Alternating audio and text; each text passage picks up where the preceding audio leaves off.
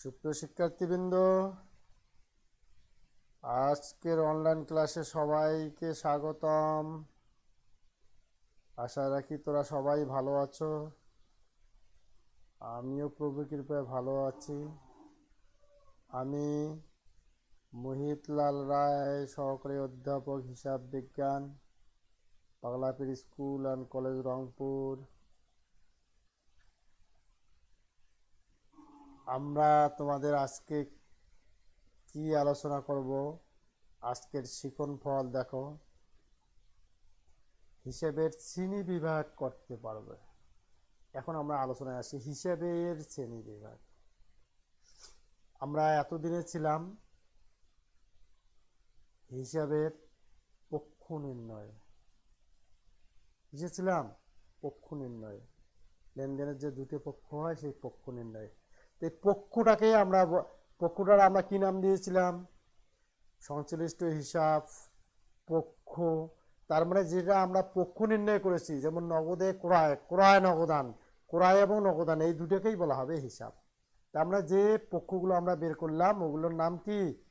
ওগুলো হিসাব। ওখানে লেখা ছিল না সংশ্লিষ্ট হিসাব, সেই হিসাবটার আমরা শ্রেণী বিভাগ করতে পারবো এবং আমরা ডেবিট কার্ডে নির্ণয় করতে পারবো। ডেবিট কার্ড আমরা নির্ণয় করতে পারি, আবারও করতে পারবো, মানে রিভিশন। হিসাবের এখন শ্রেণী বিভাগ, ক্লাসিফিকেশন অফ অ্যাকাউন্ট। তা আমি কি তোমাদের বুঝাইতে পারছি হিসাবটা কোনটা? যে আমরা ক্রয় হিসাব, বিক্রয় হিসাব, যে হিসাবগুলো করলাম, যে পক্ষগুলো নির্ণয় করলাম, ওই পক্ষগুলোই হলো হিসাব। এইটুকু আপাতত মনে রাখো।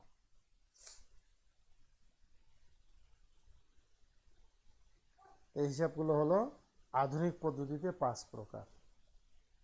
খুবই গুরুত্বপূর্ণ ক্লাস। সম্পদ, যার ইংরেজি হলো অ্যাসেট।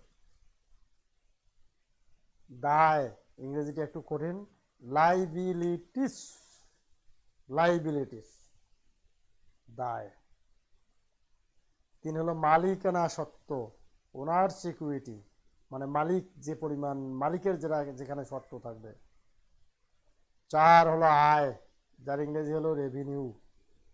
5 হলো ব্যয়, এক্সপেন্সেস, মানে হলো ব্যয়। তাহলে আমরা পেলাম যে হিসাব কয় প্রকার? আধুনিক পদ্ধতিতে হিসাব হলো 5 প্রকার: সম্পদ, দায়, মালিকানা সত্ত্ব, আয়, ব্যয়। সাথে সাথে ইংরেজিগুলো একটু পড়ে নিবা। Asset, liabilities, owner security, revenue, expenses. Okay, আচ্ছা। তাহলে হিসাব আমাদের কয় প্রকার হলো? 5 প্রকার। মুখস্থ করে নাও সাথ সাথ। সম্পদ, দায়, মালিকানা সত্ত্ব, আয়, ব্যয়। সম্পদ, দায়, মালিকানা সত্ত্ব, আয়, ব্যয়। সম্পদ, দায়, মালিকানা সত্ত্ব, আয়, ব্যয়। সম্পদ, দায়, মালিকানা সত্ত্ব, আয়, ব্যয়। সম্পদ। এখন আমরা শুধু সম্পদ নিয়ে কথা বলবো। সম্পদের ব্যাখ্যা কি দেবো? আমরা তো আগেই বলছি যে হিসাব বিজ্ঞানের জিনিসগুলো বাস্তব। সম্পদ আমরা বুঝি না। আমার নগদ টাকা আছে, বাড়ি আছে, জমি আছে, ফার্নিচার আছে, ল্যাপটপ আছে, এগুলোকে বলবো আমরা সম্পদ। সম্পত্তি সংক্রান্ত হিসাবগুলোকে বলবো সম্পদ। এই সম্পদটাকেই আবার কতগুলো ভাগে ভাগ করা হয়েছে। চলতি সম্পদ, চলতি সম্পদ কথাটার অর্থ হলো যে সম্পদগুলোকে তাড়াতাড়ি টাকায় রূপান্তর করা যায়, সেগুলোকে বলবো চলতি সম্পদ। তা চলতি সম্পদের ব্যাখ্যা আমাদের আরও পরবর্তীতে অনেকবার বের হবে, আপাতত তোমরা মনে রাখো যে চলতি সম্পদ এই যে আমরা যে এতদিন পক্ষ নির্ণয় করলাম, পক্ষ নির্ণয় পেলাম নগদান হিসাব। এই নগদান হিসাবটা হলো সম্পদ। নগদান হিসাব কি? সম্পদ। এবং কোন সম্পদ? সেটা হলো চলতি সম্পদ। আমাদের মনে রাখতে হবে নগদান হিসাবটা সম্পদ। একের মনের মধ্যে গেঁথে নাও, নগদানটাকে হিসাবটা কি? সম্পদ। আর এটাও তোমরা জানো যে যার টাকা পয়সা, এটা তো সম্পদই। এই নগদান হিসাব সম্পদ, কিন্তু নগদান হিসাবের আরও অনেক নাম থাকতে পারে। অবলিক দেওয়া যেগুলো আছে, নগদান হিসাবও যে কথা, নগদও সে কথা, নগদ তহবিলও সেই কথা, নগদ উদ্বৃত্ত একই কথা, নগদ জমা একই কথা। তার মানে কোথাও যদি নগদ জমা পাও, ওই নগদ জমাও যে কথা, নগদান হিসাবও সেই কথা। তা আপাতত আমরা এই পিছনেরগুলো শুধু পড়ে যাবো, এখনই আমরা এত লোড নেব না। আমরা পড়বো নগদান হিসাব। নগদান হিসাবটা কি? সম্পদ। মুখস্থ, নগদান হিসাব হলো সম্পদ। কি সম্পদ? সেটা হলো চলতি সম্পদ। সেম অ্যাজ ব্যাংক হিসাব। ব্যাংক হিসাব বলতে বোঝায় ব্যাংকে যে টাকা পয়সাগুলো আমাদের থাকে, ব্যাংকে যে জমা থাকে, সেটা হলো ব্যাংক হিসাব। আর বাকিগুলো তোমরা নগদানের মতো ব্যাংক হিসাবের অপর নামগুলো হলো ব্যাংক জমা, ব্যাংক উদ্বৃত্ত, ব্যাংক ব্যালেন্স। তা আমরা বলবো ব্যাংক হিসাব। তাহলে ব্যাংক হিসাব কি? চলতি সম্পদ। ওকে, আমরা মনে রাখবো প্রাপ্য হিসাব। প্রাপ্য হিসাবে ডেফিনেশন আমরা আগে দিয়েছি। আমরা যার কাছে অর্থ পাই সেটা হলো প্রাপ্য। তা প্রাপ্য, এই যে পাশে যেগুলো দেখতেছো একই কথা বারবার বলা হচ্ছে। প্রাপ্য হিসাবের এই অপর নামগুলো হলো দেনাদার হিসাব, বিক্রয় খতিয়ানের জের, পুস্তক ঋণ, অধমন্য, পাওনা। এটা হলো প্রাপ্য। ওকে, প্রাপ্য নোট। প্রাপ্য নোটের পরিচয় আমরা করে দিয়েছিলাম তোমাদের ক্রয় বিক্রয় সংক্রান্ত লেনদেনের ক্ষেত্রে, যে যদি কোনো লেনদেন বাকিতে সম্পাদিত হয় তার এগেইনস্টে যদি একটা লিখিত দলিল থাকে, সেই দলিলটাকেই বলা হবে প্রাপ্য নোট। প্রাপ্য নোটের একটা নাম হলো প্রাপ্য নোট বা প্রাপ্য বিল, এই দুটা। তারপরে অগ্রিম খরচ বা ব্যয়। তোমরা এখানে একটা কথা মনে রাখবে যে ব্যয় আর খরচ একই কথা, খরচও যে কথা, ব্যয়ও একই কথা। সামান্য একটু তফাৎ আছে, সেই তফাৎটা এখন আমাদের জানার দরকার নাই। তার মানে আমরা বুঝবো এখন ব্যয় আর খরচ একই কথা। এখন অগ্রিম ব্যয়। অগ্রিম ব্যয় বলতে কি, বা অগ্রিম খরচ বলতে যে খরচটা আমি আগে করে রাখছি সেটাকে বলা হবে অগ্রিম খরচ। যেমন আচ্ছা, অগ্রিম খরচ বা ব্যয় এগুলো হবে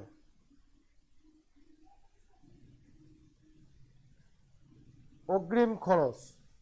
যেমন ওরে বাবা, দেখছো এখানে বকা কথা আছে, এখানে ভুল আমার হয়ে গেছে।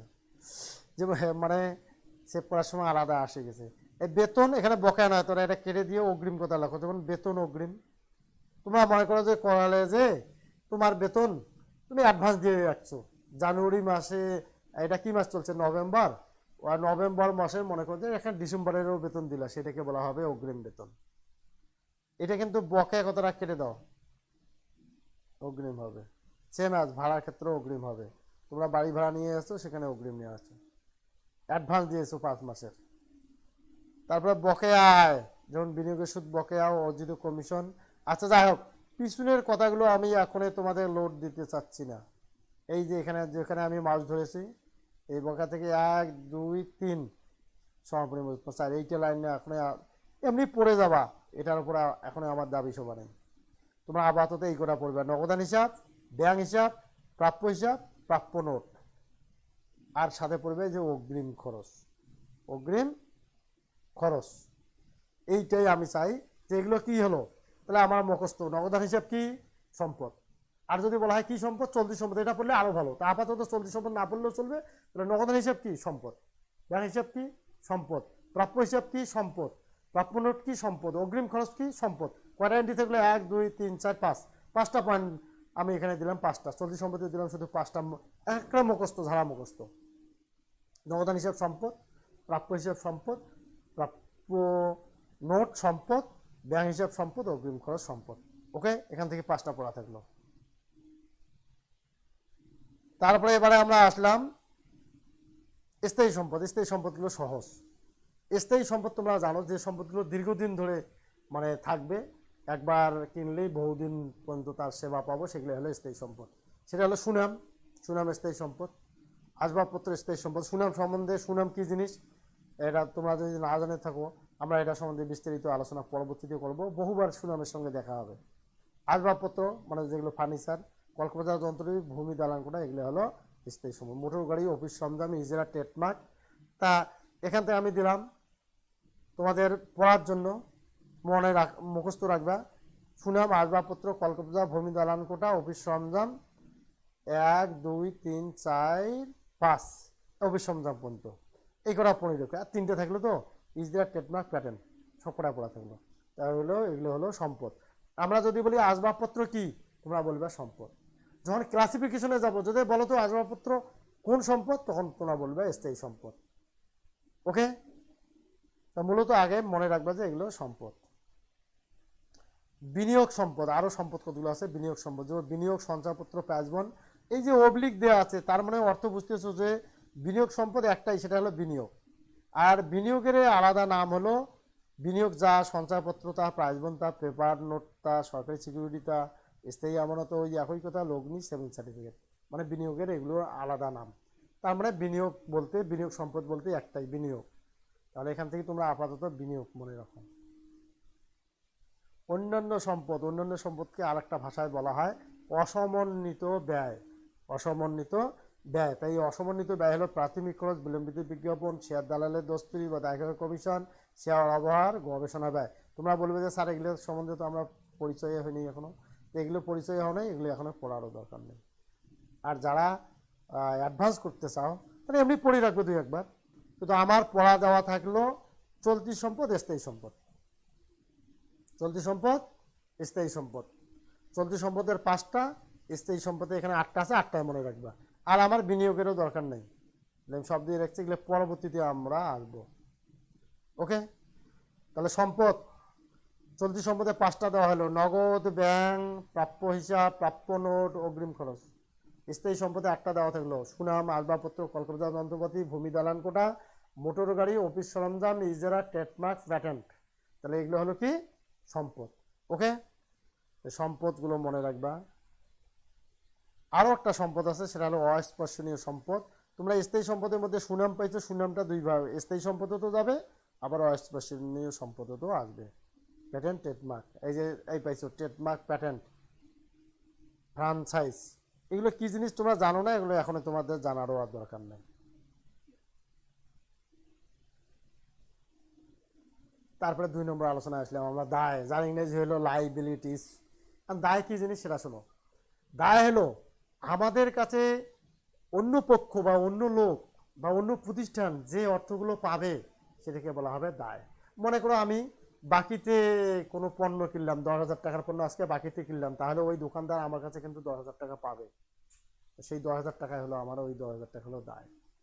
আমি কোনো ব্যাংক থেকে আজকে 50,000 টাকায় ঋণ নিলাম, ওই ব্যাংক আমার কাছে 50,000 টাকা পাবে, তাহলে ওইটাই হলো আমার দায়। তা দায় কথাটার অর্থ হলো যেটা আমার কাছে, অন্য যেটা আমার কাছে পাবে সেটাই হলো দায়।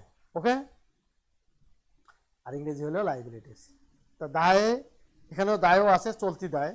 চলতি দায়ের ডেফিনেশনটা একটু বলি। যে দায়গুলো তাড়াতাড়ি পরিশোধ করতে হবে সেগুলোকে বলা হবে চলতি দায়।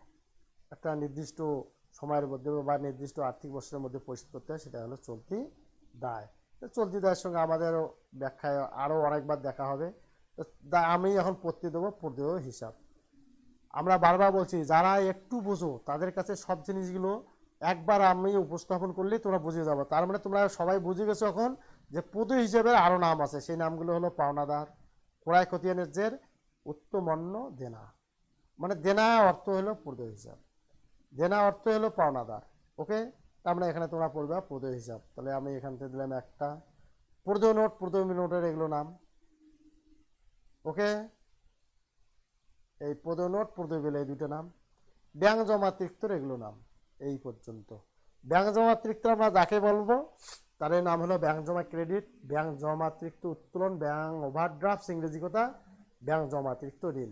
আচ্ছা যাই হোক, আমি আপাতত ওগুলো পড়তে বলতেছি না, আমার কাজ হলো পূর্দ হিসাব পড়বা। পূর্দ হিসাব হলো দায়, পূর্দ নোট দায়, ব্যাংক জমাতিরিক্ত দায় 3টা, বকেয়া খরচ হলো দায়। তাহলে আমরা এখান থেকে করে পেলাম অগ্রিম আয়, এগুলোর উপর এখন আমার দাবি সভা নাই। এই 2টা লাইন তোমরা এমনিতে পড়বা, এখন পড়ার এখন মুখস্থের কোনো প্রয়োজন নাই।